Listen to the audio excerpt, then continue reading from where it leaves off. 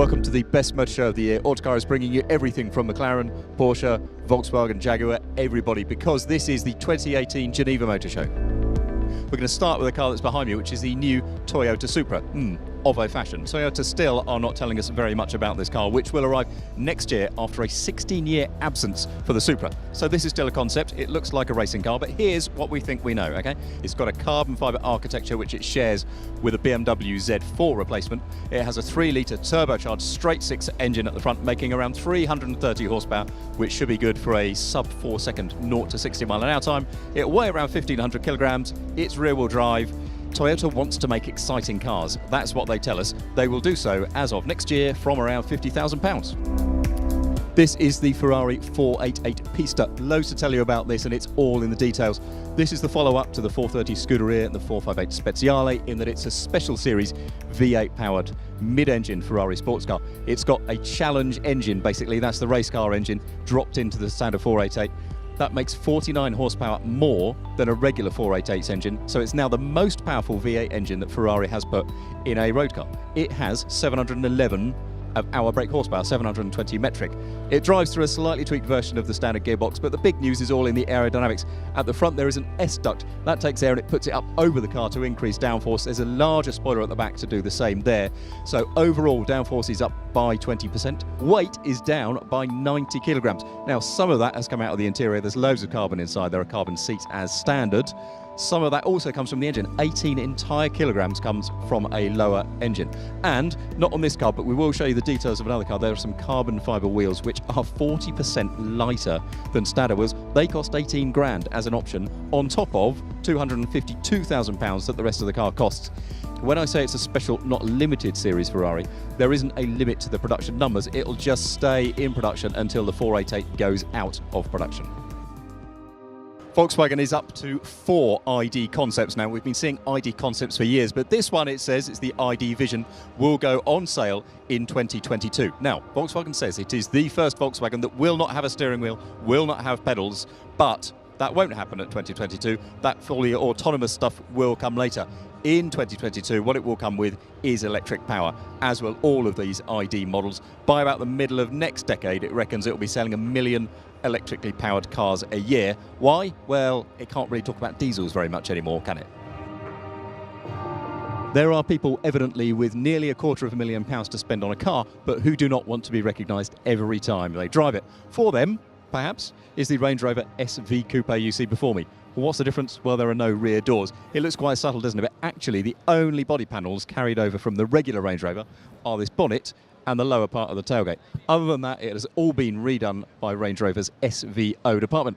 There is a V8 underneath the bonnet, supercharged with 557 brake horsepower, and they are going to make 999 of these at £240,000 a piece before you start the bespokeness. So it's finally here, and there's been a massive crowd around it all day. It is an AMG-specific 4-seat, 4-door model. It's called the GT4, as you would expect, but what it isn't is an extension of AMG's GT all-aluminium platform. Instead, it's built on Mercedes-Benz large platform, and the reason for that is because the gearbox is attached to the engine at the front, whereas in the GT, it's got a transaxle gearbox at the back. Why does that matter? Because all of these AMG GT4s are four-wheel drive, and it is much easier to take the four-wheel drive components for front drive off of the gearbox than it is when it's at the back. Now, there will be a 6-cylinder version. There will also be 2 V8s, of which this is the more powerful. BMW's 8 Series has not even been launched yet, and here we are getting more body styles. This is a 4-seat coupe thing. There will also be a regular 2-door coupe and a convertible. Engines on production cars will be the 3-litre straight 6-cylinder that BMW is pretty famous for, as well as its 4.4-litre V8, even, I believe, the 6.6-litre twin-turbocharged V12. That's going to put the 8 Series into somewhere where there's real interesting competition, actually. Anything from a Bentley Continental GT through a 911 Turbo or Aston DB11. Prices, I would guess, could be anything from about £80,000 through to maybe 150 grand.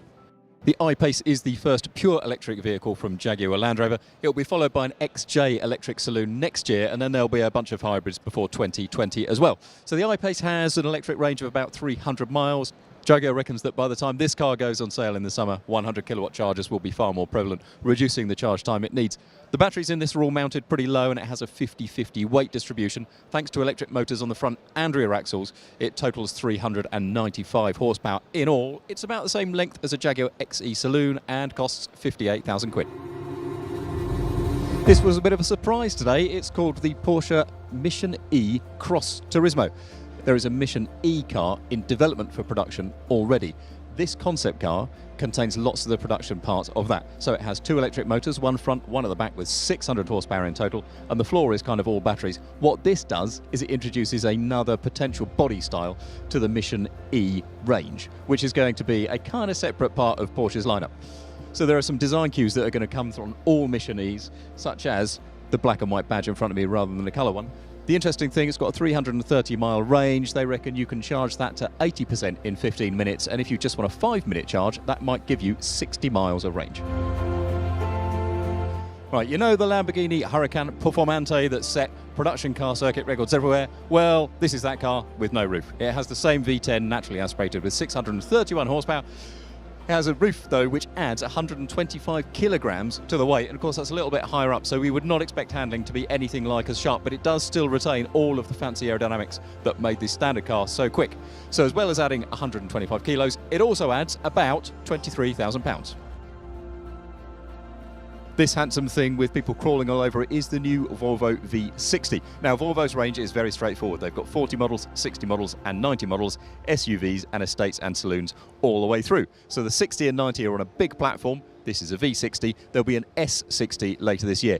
Engines are no bigger than 4 cylinders or 2 litres, and Volvo is talking about phasing out diesels entirely over the next few years as hybrids become cheaper to make than diesels. This will go on sale middle to late 2018, with a saloon following right about the end of the year. This then is the fastest car ever to come out of Woking this side of a Formula 1 car, they say. I mean, who knows? Depending on the engine, maybe it's even faster than a McLaren Formula 1 car. It is the Senna GTR. So the Senna is already special enough in itself. It's a road-going, track-focused car. This one gets rid of all the road stuff, and it is a track-only variant. Now, sorry, I've got my cheat sheet because it is all about numbers. This has got at least 814 horsepower. That's 825 metric horsepower. That's up from 789 on the standard car. But the big thing is downforce. This makes at least 1,000 kilograms of downforce thanks to the massive diffuser and the massive front splitter. That's 200 kilograms up on a regular Senna. That's 400 kilograms more than a McLaren P1 GTR, which I already thought was fairly phenomenal in that respect. So they're only going to make 75 of these, and it's the only Senna left unsold. But if you are watching this video about a week after we've uploaded it, expect all of these to go as well. How fast is it going to be? Well, we don't have performance figures for it yet, but bear in mind the regular Senna is a car that can do 0 to 62 miles an hour in 2.8 seconds and can do 124 miles an hour in 6.8. This has got slick tyres, it's got lowered suspension, it's got a wider track, and it also has an uprated gearbox. Now, McLaren is not saying that that is a full-on track sequential gearbox, race style. I think it's going to be an uprated version of their DCT dual clutch transmission. But who knows? With a race transmission, perhaps it could go racing. So here's another one that they build as the ultimate track car, and they make a faster version again. It's called the Aston Martin Valkyrie, and this is the AMR Pro specification. So what have they done? Well, they've taken out most of the things that made it a road car. So they've taken out the heating and ventilation, for example, put in plexiglass windows, they've taken out the silencers. All of that means that they've managed to liberate an extra 110 horsepower from the 6.5-litre V12 engine. Now, details on that are still a bit scarce, so there is no overall power figure, but I can give you a weight figure, which is now down to 1,000 kilograms. So with more downforce, less weight, more power. Adrian Newey, who is the F1 genius behind this car, he says, the standard car is as fast as an F1 car around Silverstone. I'm not going to say how fast this one is, but you can have a guess. So as part of Aston Martin's second century plan, it is introducing one new model every year. By 2021, 2 of those will be Lagondas, as the rebirth of the luxury Lagonda brand. This is a saloon version. You can consider it as a rival to a Rolls-Royce Phantom, but it's going to be electric only. Now, that gives it certain advantages from a packaging point of view. You can see the interior is vast, and it is designed, Aston says, from the inside out. Because you can put the mechanicals wherever you want to, you can do the interior first and then design everything else around them. So there'll be a saloon first. There will also be an SUV, which is previewed by a model on this very stand. This huffing great rear wing plus the green paint can only mean one thing: it is a GT3 RS 911. Now this is probably going to be the last variant of the current generation Porsche 911. An all turbocharged 992, they're going to call it, generation 911, arrives later this year.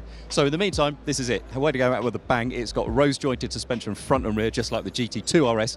The naturally aspirated 4-litre engine from the GT3 has been upped, all electrically and with ancillaries. The internals are still the same, so that makes 513 horsepower. It's going to cost £141,000 when it arrives in June, and it will just stay in production until production rolls out.